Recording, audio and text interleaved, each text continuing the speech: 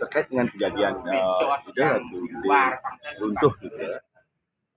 Di mana yang bunuh itu tidak sadar bahwa beliau sudah runtuh. Gitu. Biasanya banyak semeton yang mengambil beliau itu di masalah yang dalam susunan wadon sakenan gitu. Semeton bengong semua menonton gitu, tidak ada yang mengambil gitu.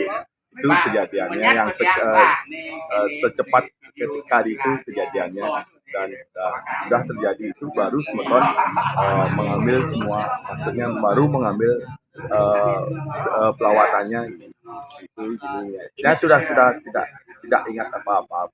Ini pengalaman pertama atau? Pengalaman pertama saya. Biasanya saya kalau saya nyolain itu banyak semeton yang ngabih itu. Banyak tamunya mengabih. Kemudian kemarin tidak ada yang mengabih. Terkait dengan video viral nih, tanggapannya bagaimana?